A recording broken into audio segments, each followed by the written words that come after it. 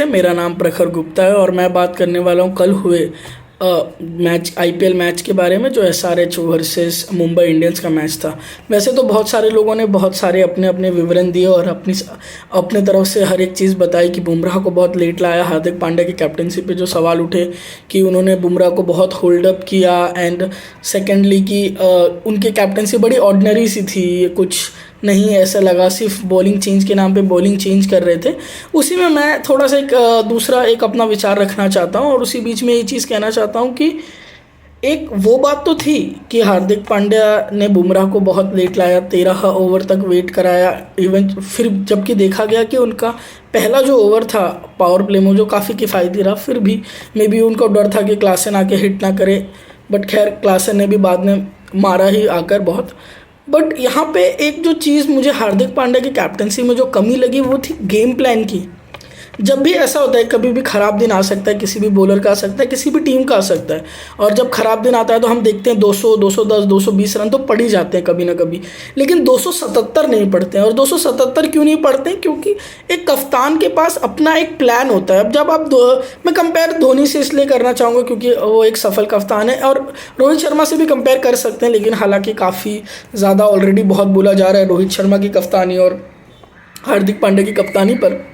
जो मैं कहना यहाँ चाह रहा हूँ कि एक प्लान नहीं दिखा। आपने देखा तुषार देशपांडे को जब पिछला सीज़न यूज़ किया चेन्नई सुपर किंग्स ने एक अच्छा डेथ बॉलर बनाने में, तो एक प्लान था कि आप वाइड और यॉर्कर डालेंगे, भले ही चाहे जितने भी वाइड बॉल्स आप 2, 4, 5 वाइड बॉल्स डाल दें, लेकिन आपका एक प्लान होगा। आप उन्होंने बैकवर्ड पॉइंट को पीछे लगा दिया, कवर पॉइंट को भी पीछे लगा दिया।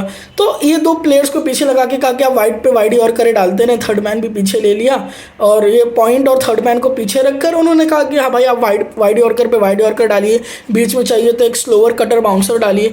बट कल के मैच में जो सबसे डिसअपॉइंटिंग चीज़ जो मुझे लगी वो थी हार्दिक पांड्या ने एक बार भी कुछ ट्राई नहीं किया। कहीं एक बॉलर को बोला गया, मवाक ही जो काफ़ी एक्सपेंसिव रहे, उनको भी नहीं बोला गया कि चलिए ठीक है आप एक काम करिए वाइड यॉर्कर से ट्राई करिए। जबकि उन्होंने 1-2 वाइड यॉर्कर्स नेल किए, अच्छे भी गए, लेकिन फिर उसके बाद उन्होंने वापस स्टंप पे गेंदबाजी की और छक्का खाए। तो आप कल की कप्तानी में अगर देखेंगे हार्दिक पांड्या की, तो एक भी जगह पर आपको ये नहीं लगेगा कि हाँ ये प्लान था, वर्क नहीं हुआ। वो तो खैर एग्जीक्यूशनल बात है, कभी वर्क कर सकता है, कभी वर्क नहीं कर सकता है। तो ये मुझे लग रहा था सबसे बड़ी खामी जो एज ए कप्तान लगी, अपार्ट फ्रॉम कि ठीक है सबने कहा कि हाँ बुमराह को बहुत लेट लेके आए, खैर उनका भी कुछ प्लान होगा। जिस हिसाब से वो मार रहे थे लग रहा था 300 भी आसान है, लेकिन माकरम के बल्ले से उतने रन आए नहीं। लेकिन भाई थोड़ी ज़्यादती भी होगी कहना 277 कम रन नहीं होते हैं, लेकिन कम रन नहीं है, लेकिन एक कहने की बात है कि वो मारना चाहे तो 300 भी कल बोर्ड पे लग सकते थे, क्योंकि कोई प्लान नहीं था, कोई भी प्लान नहीं दिखा। अपने इम्पैक्ट सब नहीं लेकर आए, और बल्लेबाजी में फिर आप एंड में लेकर आए रोमारियो शेफर्ड को, जिसका कोई मतलब ही नहीं हुआ। तो आप इससे बेटर एक बॉलर को ले आते इम्पैक्ट सब में। आपने 2 ही फॉरेन बॉलर्स को खिलाना सही समझा, लेकिन अगर आप चाहते माफ़ कीजिएगा, आपने 2 ही फॉरेन प्लेयर्स को खिलाना ज़रूरी समझा।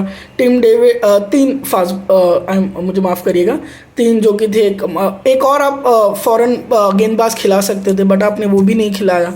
तो कहीं ना कहीं ये देखने पे लगा कि वो कल ठीक एक किसी भी कप्तान आप देखें इतनी हिटें लग रही हैं, और आप स्कोर बोर्ड पे ऐसे नज़र घुमाए और आपको 7 ओवर में 100 दिख जाए और 10 ओवर में 150 रन के पार अगर स्कोर दिखे, तो आप खुद ये सोचने लगते हैं कि क्या हो रहा है। लेकिन वही बात है कि कैसे आप एक तरीके से गैदर करते हैं।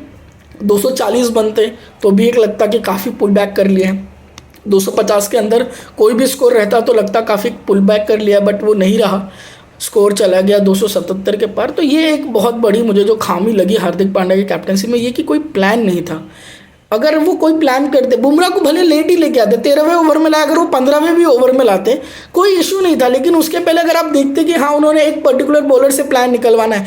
इवन आप जीटी के मैच में देखें, मोहित शर्मा को एक ड्यूटी दी गई, संदीप शर्मा को राजस्थान रॉयल्स में एक ड्यूटी दी गई कि वो आते हैं और अपने ही स्ट्रेंथ पे गेंदबाजी करते हैं, भले ही कितनी भी मार पड़ रही हो। इवन दुबे ने सीएसके के मैच में देखें तो दुबे ऑन सॉन्ग थे, दुबे हिटें लगाए जा रहे थे, लेकिन फिर भी आप देखें तो कैसे मोहित शर्मा ने आके उन चीज़ों का कंट्रोल किया। काफ़ी दो काफ़ी किफ़ायती ओवर डाले उन्होंने। तो यही चीज़ है कि अगर वो एक प्लान अगर उनके पास दिखता कि चलो ठीक है रन तो पड़ गए, लेकिन एज ए कैप्टन मैं क्या कर सकता हूँ, मैं किस गेंदबाज से क्या निकलवा सकता हूँ, या कैसे मैं तीन शांत ओवर मिल जाते हैं उनको, तो स्कोर 277 की जगह मे बी 230 235 होता। और 235 में आप मुंबई जिस तरीके की डेंजरस साइड है, आप कह सकते हैं कि वो चेस कर सकते थे इवन बैटिंग। अब जब मैं दूसरा जो अपनी बात बताने आया हूँ वो उनकी बल्लेबाजी पर है कि मुंबई इंडियंस अगर आप 100 रन पे देखें वो भी 150 पार थे, और ये लग रहा था कि क्या 56 में 128 के अराउंड रन चाहिए था और बनते हैं।